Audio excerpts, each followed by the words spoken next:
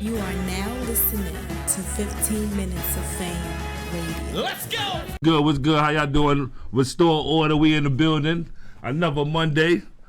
Sorry my brother Ike P couldn't make it again, but he gonna Skype in, he said earlier. But y'all know what this is. This is Restore Order. Swave 7, I'm in the building. My man Heavy Bags in the building. We got a bunch of guests lined up today. We gonna have fun this show. You know what I mean? This is my man Monie Max sitting next to me right here, ladies and gentlemen. I had to bring him up. He's a good friend of Heavy Bags as well. He came up here to talk about what he doing. My man got 2 books coming. Yo, and he got a hell of a story. So hold up. You know, everybody here from New York, right? But I'm from Jersey City area, New Jersey. Right. And this man is like a legend out here. Uh-huh. Like before I was, Heavy Bag. Right. And I was Kevin. This man was running the streets, yo, and he doing something positive right now. So I just wanted to bring him on and let him tell his story, man, especially a lot of knuckleheads out here who watch the show. 'Cause, we got the goons that watch the show. Right. Of so, course. I just want to, introduce you and, let you tell your story, man, to the fans, man. You know what I'm saying? Definitely want you to get the word out of what you're doing and as you tell your story, also tell about your transition and what you're doing for the youth now. You understand? Yeah, fact. So go ahead, Money Mag. You earned that name. Talk about it. Though, you know what I mean? Well, you know how it is, man. Talking to that mic, though. Yeah, you know how it is growing up in the 80s, man, and in the city, selling drugs. That was the avenue that we had to us, man. Started out around the age of 9. Right. Going up to Spanish Harlem. Getting away Harlem. and everything else like that. Yeah, without a doubt, Harlem world the building, man. Right. Peace out to you brothers, man. Facts. Going up Spanish Harlem, man. Copping that weight. Bringing it back to the city, chopping it up. Mm-hmm. By the age of 14, 15, I had my own block. Mm-hmm. Jersey different, man. You gotta pay like you weigh, man. Of course. You gotta earn them stripes, man. We ain't too different than Harlem. Without a doubt, Harlem, man. we gave it up. Back in the days, man, we used to go to Willie Burgers and everything else like drive. Of course. Drive up and down 125th. Shout out to Willie Burgers. Hell, yeah. Man, come on, man. That's Yes, what of it's about. course. Yeah, actually, that was the only place I was able to rest my head Right. in Harlem. Okay. I was going so hard over Jersey, it had so many beefs that I couldn't even relax over here. So I had to go over there. You know what I mean? Right. Shout out to Branson. Yeah, I was there, man. Man, listen. Yeah, I was there, man. So, getting in the game, man, at a young age, man, locking the blocks down around 16. Right. Been shot, stabbed, and do all of that. That's what came to territory. Right. So, when you was out there, you was fed, you had to hold it down because you let one person play you out, then everybody think that's it. It's a field day on you. Right. So I had to go to the extra extreme. By the age of 19, I was the most wanted person in my district. Mm-hmm. They wanted me off the streets. So at the age of 19, they sent me to boarding town, which is back then was called Gladiator School. You know what I mean? So history right here. Did time down there. Came out. Was like, yo, I'm gonna leave the game alone. But my brothers out there, like, yo, now instead of got 1 block, we got 3 blocks now. Right. I come from Ocean Avenue, which was a real serious area back in the day. Okay. In the Wegman Bidwell. Shout out to Ocean Avenue. So hold up. So let me just tell you, right? Ocean and Wegman, Stegman, Bidwell. That's like the hood. That's Iraq. You feel me? Like that's the middle of the hill. When motherfuckers say Jersey City the hill, that's the middle of the hill. So, right. Yeah. You know what I mean? Yeah. So at the time, at one time, my crew was about 300 strong. You know what I mean? So Ocean was an area, man. You just didn't want to come through. Right. If you ain't know nobody there, you ain't come through there like that. So I got to the point. I ran the whole thing. You know what I mean? But as a result of that, ended up back in jail again. Did 4 years the first time. Right. 6 years the next time. You know what I mean? It comes with territory, baby boy. Lower your voice. But honestly, man, I think about it, when you win that game, you want to die in that joint. That's how I felt. I ain't care about it. I was in it. I ain't think I'd be here today to tell a story about that. Right. A lot of my brothers doing time, life in prison, the raw way, Trenton, dead and everything else like that. I'm still here to tell a story, so. God bless. Yeah, without a doubt. God bless. So, shout out to my man, ex-man, Reggie, Jeff, Mighty Ra. Rest in peace, good dudes, good men, fallen soldiers, man. Right. So I represent the spirit of them brothers, man. You know what I mean? Rest in peace. Yeah. Yo, at what point though did you figure yo, I want to start moving in a more positive direction, and then also, to write a book, like I've tried to write books before. And it's not like the most easiest thing. I'm still trying to write one now. Like so, like, can you how you made the transition into doing that, and also at what point of your life? Jay say we 80s baby era of Reaganomics. You know what I mean? So before we go on, I want to say free Akbar Pray, man, big homie out of Newark. You know what I mean? Definitely. When you making money, man, I always made money all my life, man. You know what I mean? So I was like, yo, listen, I gotta leave the game alone. Because the results I'm getting from it, man, I'm tired of it. You know what I mean? So I said I got to do something that's going to make me money. Right. I was always an entrepreneur.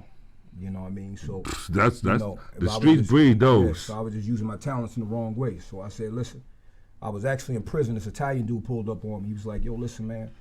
He said, man, what you do? I said, man, Sweet. Fix that.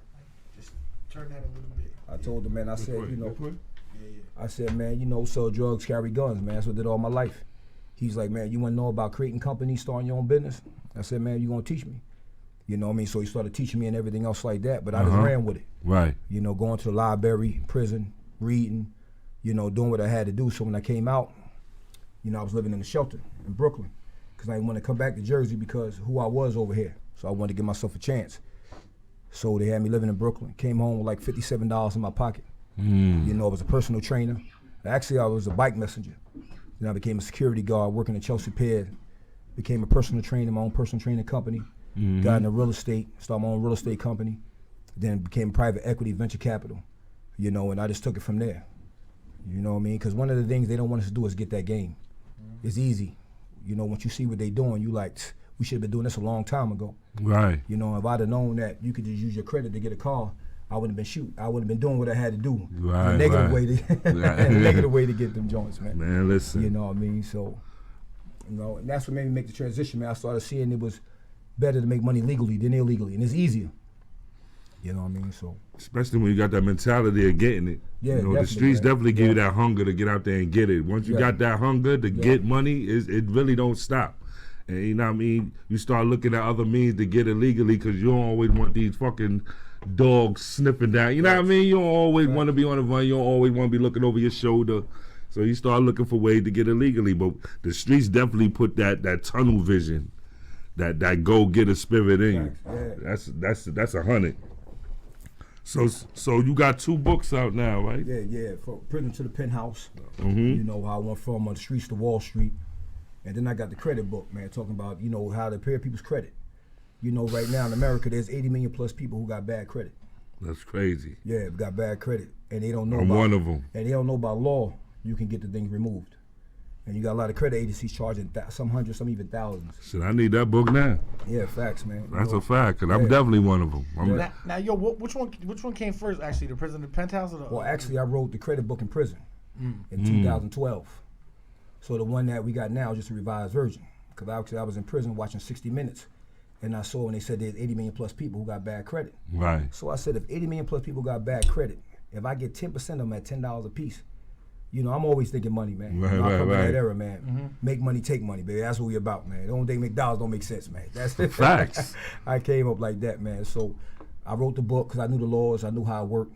You know what I mean? So that was the inspiration behind it. You know what I mean? So in the book, I give you the whole game. When I was younger, we disrupted the industries. We was always disrupted, like Uber disrupted the taxi market. So like in 94, when everybody was selling, well, like in 92, 93, when everybody was selling for dimes, I started selling 2 for 5s. You know what I mean? I ain't care if they got mad. I had guns, I had more people than them, I ain't care. You know what I mean? So I'm doing the same thing with the credit industry. Credit repair companies gonna be mad. Right. Because in the book, you get everything. I give you the forms sent to the credit agencies. I show you how to settle debt. I show you how to buy trade lines. I show you everything in the book. Only $19.95. That's that shit they don't teach you in school, though. They be long enough. You know what I mean? Yeah, they be long enough. Niggas be needing that kind of knowledge. Yeah, definitely. You know what I mean? So, you got to take advantage of it, man. Facts. Us as African Americans, man, the financial literacy is down in the basement. You know what I mean? We got to start knowing what money's about. I tell you a story. When I had my office on Park Avenue, I went inside the Mercedes dealership. Y'all brothers know from New York, on Park Avenue. My office is on 46 and Park by the Waldorf Astoria. Right. So downtown there, they got a Mercedes dealership. And it's by the Audi, all them things that's down there like that. So I was walking up in there because I was a black man in the industry, and I'm like, I'm gonna make a statement. I'm about to buy a Maybach cash. Right, so I walked up in there. The white lady was like, yo, come here, let me talk to you. She was like, listen, I ain't racist, I ain't none of that. She said, but I'm gonna tell you something. She said, I know what you're doing and why you're doing it. Cause you feel you black, you gotta make an impression on these white people here. She said, but none of them are buying the money. They ain't buying these Maybachs cash. They buying it with their credit, their business credit. She said, go get your business credit and come back. I looked at her like, word? You see what I'm saying? Damn. Because I was thinking that money. And you gotta realize these cats driving around in Mercedes and private jets, they ain't paying for them. You know what I mean? They getting their business credit, their personal credit, you know, and it's a write-off. So they flying for free, driving nice cars for free, but we just don't know the game. So when I learned the game, I was able to take advantage of it. You know what I mean? So, and I believe that most dudes that was hustlers on the street, if you teach them this game, they'll eat them up. Cause we was always making something out of nothing. You know what I mean? I know what it is to come from a grand and turn into a key. You know what I mean? So I always had that drive. I always knew how to make something out of nothing. I grew up where we had nothing in the refrigerator. My father was on crack. My mother was an alcoholic. I was taking care of myself since I was 9 years old. You know what I mean? So I had to get it. You know what I mean? I had it hard all my life. I only know hard. You know what I mean? You know what I mean? So I feel like if, you know, we teach these brothers the game, brothers would be a problem. Word. Yeah.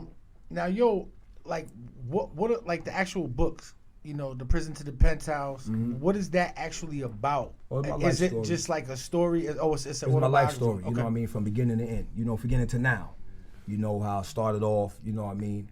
A lady, when I was incarcerated, man, the lady asked me, she said, you know, Mr. Wade, man, you know, why you been to jail 3 times in your life? Why this and that? I said, no, just like that. The whole parole commissioner, I laughed at him and I told him, I said, listen, if you live my life, you'd have been in dysfunction as well. You know what I mean? I said I was 5 years old, saw my first kilo of cocaine. Saw it. Had a gun in my face at 14. So, you know, dysfunction breeds dysfunction. You know what I mean? So my Prison to the Penthouse speaks about my story all the way from the beginning, all the way to where I'm at now. And again, like the credit book is just giving people the game. If you got bad credit or no credit, it ain't just when people got bad credit. See, because having no credit is like having bad credit. See, people think this is about having bad credit, about having no credit. If you have no credit just like having bad credit. You know what I mean? Because they don't know you. You know what I mean? They don't have no history at all. No history because they don't have nothing to compare. When that go for the streets too, like, fact. You know me? Like, let's not hell just, yeah. you know You got no history out here. here. Got no history. Right. You know, so they'd rather you have bad credit because they can look at see what got you there. Who did extend credit to you. But you had no credit, like you said, no history. Nobody didn't even know where to even start with you. You know what I mean? So if you got bad credit or no credit, you need to get this book. You know? Yeah, yo, they actually asking too in the chat. They say, yo, it sound like it's a must-have book. Like, yo, where could they get it? Yeah. You know, can you talk about, and is it available yet, or? Fact is available. Go to swadeproduction.com. SWADE production.com. Yeah. Swadeproduction.com. You got the credit book, you got the Prison to the Penthouse. That's my autobiography about my life. Yeah. You know what I mean? We about to come up with a documentary that's going to highlight a little more. Yeah. You know, 2-hour documentary of brothers from the streets, you know, who giving the credibility where Who's shooting that?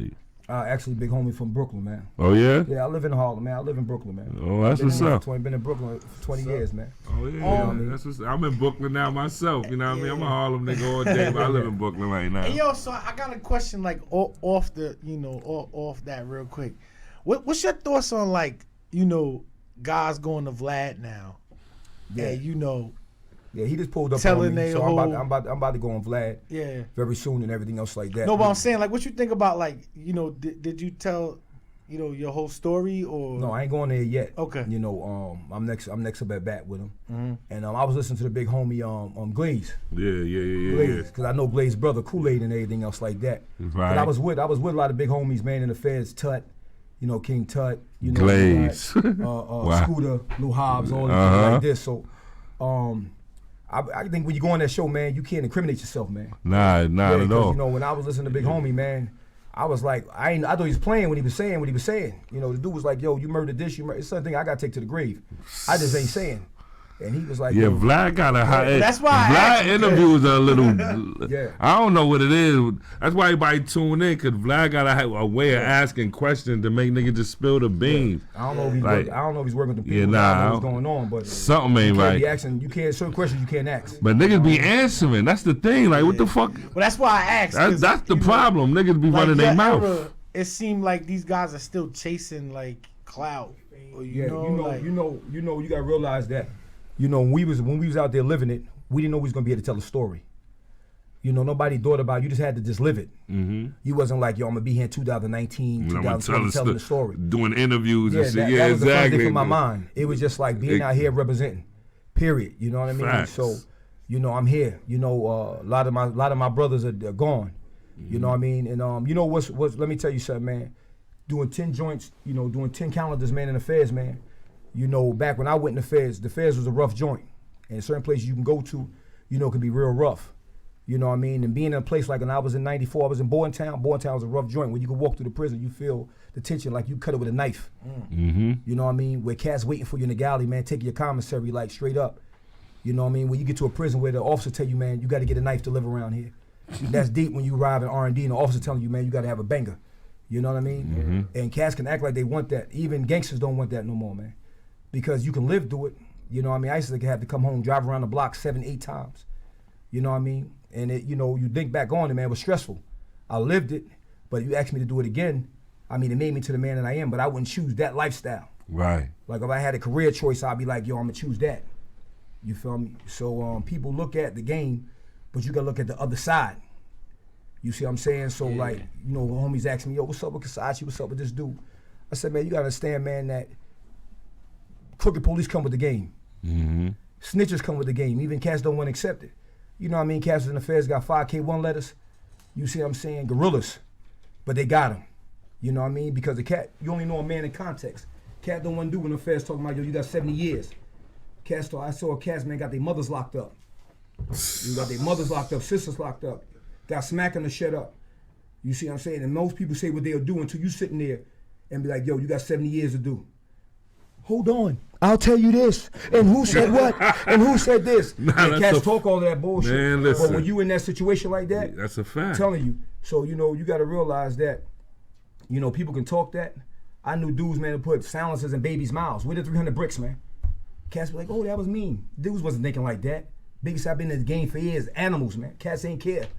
You know what I mean? So that's what comes with this territory. You step in the game, cats can rob you, kidnap you. That comes with it, snitch on you. Mm-hmm. So when you sign up for that, handle that. There ain't no crying in that shit. Handle that. That's how we came up.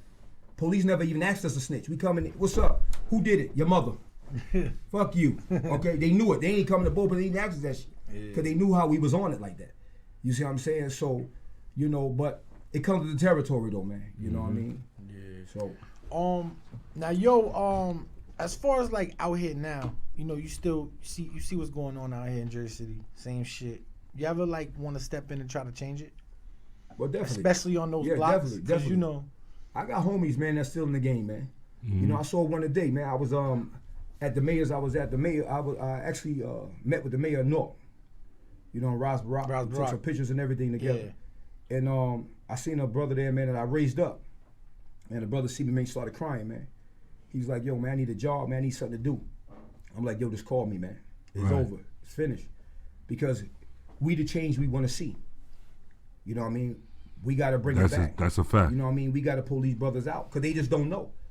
I ain't know. You know what I mean? So I don't look down on them. I ain't know. You see what I'm saying? So we got to teach them so they'll know. You know what I mean? So definitely, man. Yeah. I'm all for the giving back. You know what I mean? I'm all for, I like aligning myself with people that do things to give back to neighborhoods or their neighborhood or, you know what I mean? Shout out to my brother, Mortal Technique, my brother, Poison Pen. We always, like when the storms hit, we fly out to Puerto Rico. We flew out to Texas. We did benefit shows for Puerto Rico. All proceeds went to Puerto Rico when they still, like, I like being aligned with people like that. You know, I used to teach martial arts to little kids just to keep them from going out the street. The dojo was always like a sanction. Rest in peace to my father. You know what I mean? He always raised me in the arts and stuff like that. And so the streets was always, there's a lot of things that we had though back in the day that these kids don't have. Like there was a lot of after school programs and shit that really ain't around. So it's good for people like you. Like I look at you as a teacher. Like my pops used to always tell me this, like, in the world you got teachers. Teachers are people that, being that you learn through experience, teachers are people that go through experiences for others to witness, to see, to look at as an example of, oh damn, whether you're gonna choose that lifestyle or not. You're a teacher, you know what I mean? Sure. There's a lot of people that looked at you and were scared. And there was a lot of people that idolized you and probably was like, yo, I'm gonna jump into that life the same way. You know what I mean? But whatever side they took, you taught them. You know what I mean? It was your responsibility to show them. Just keep it keep it 100 with them. Like, show them what it is. If you're gonna jump in the head, this is what you got to deal with. If you're not gonna jump in here, then I advise you to go over here because this is what this is. Like, so you know what I mean? I look at you as one of those, and that's good that you got the book. You know what I mean? The book gonna give a lot of knowledge. You fixing credit. That's crazy. You know what I mean? Because a lot of people need that. So that's real. I commend you, brother. You know, one of the things I was meeting with the cats from BT. I told them I want to start a show called From the Prison to the Penthouse. So where I teach brothers, like when Big Meech and them come home, other brothers come home, I teach them how to go from illegitimate to legitimate, the same transition. You know what I mean? Because I just don't do credit, I do business credit. You know what I mean? I show people how to scale their business, how to get seed capital, expansion capital, and everything else like that. I need to fuck with you, my nigga. Word I took time to learn that game. I was in it. Because anything I ever did, I committed to it. If I did it, I did it. I never played with nothing in my life. You know what I mean? So, you know, I think that's what it's about, man. Financing, man. You know, financial literacy. And that's my thing, to empower our people. You know, I say all of us in here. You know what I mean? When I say our people, those who are hungry for it. You know, because like the brothers say, man, people got to want change. Yeah, that's a fact. You know, people got to want change. And sometimes you got to, you got to go do something in order for you to realize you need that change. Like you told me, you asked me, you know, what made that change come about. You know, I was on Rikers Island, and I almost killed somebody on Rikers Island. So when that happened, man, I was like, man, I got to change, man, because I kept going through the same thing. I did 4 years. The cycle. Came home at 23. Got locked back up at 25. I'm on the island. You know how I was on the island, wilding. You know what I mean, wilding. Yes, Rikers Island's off the chain. You know what I mean? Oh, it was. 90s. I don't know how it is now, but it was. Yeah, it was. It was. You know, when they brought me back from the feds, 'cause I got a Fed and state case, they brought me back. They brought me back to Rikers Island to get sentenced. And on the state case, young brother came to me from Far Rock. He stepped up to me and said, "Yo, big homie, you from the feds?" I was like, "Yeah, man." Looked down at him. He said, "Man, you know I'm a super thug, right?" I said, "That's good, man. Yeah, that's good, man." In my head, I said, "Yo, did this cat just tell me you're a super thug, right?" That's what Rikers Island. Yeah, that nigga said I'm a super thug. That nigga a Nori fan. Yeah. He a Nori fan. That's what that was. You know, but back then at Rikers Island, man, back in the 90s and everything, when you went on that joint, you couldn't even go to commissary, man. They cut your bag right then and there, man. It was off the chain. You know, but in there, man, I almost killed the dude, man.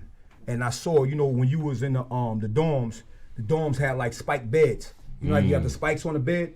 So I threw the cat, and his head almost went right into the joint, and it missed it by like this much, like an inch. I'm sitting there like, man, I would have just, cause the dude used to always go around just running his mouth. You know how you got a cat, you lay back and you chilling. Yeah, of course. Right. So he just grandstand on you, like he know you ain't gonna, especially if he know you gonna chill, you ain't gonna fight him.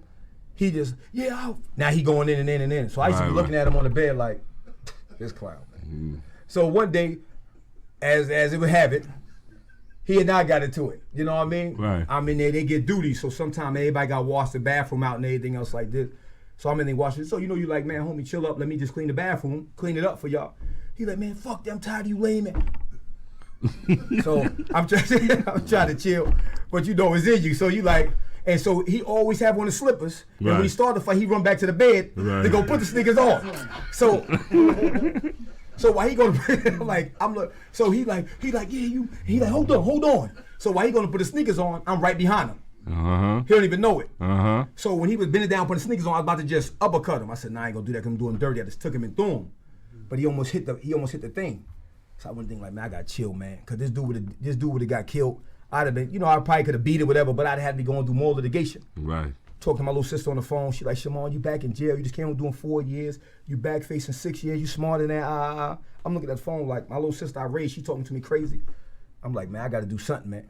You know what I mean? I said, I can't keep going through this, man. You know what I mean? Right. You got to realize I'm 45. I served 20 years of my life in prison.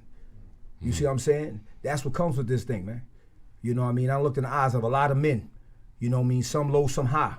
You see what I'm saying? And it's like, man, I'm tired. That's a person got to get tired.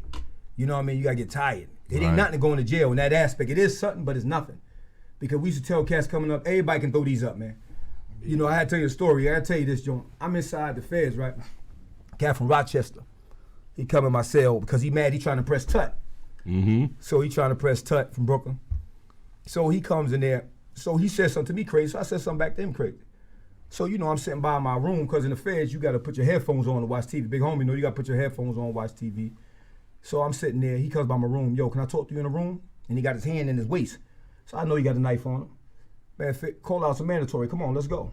You know, what's up? So I go inside the room. The whole theatrics. See, dudes don't know when their life is in imminent danger. So I'm sitting there. And you know, you sitting there, I'm just looking at it. I'm looking, no, so you sitting there, I'm looking, right? So the fact that he talking knows that he really don't want to do nothing, right? Because we wouldn't have talked. So he like, yeah. And so I'm letting him talk. I said, let me ask you a question, man.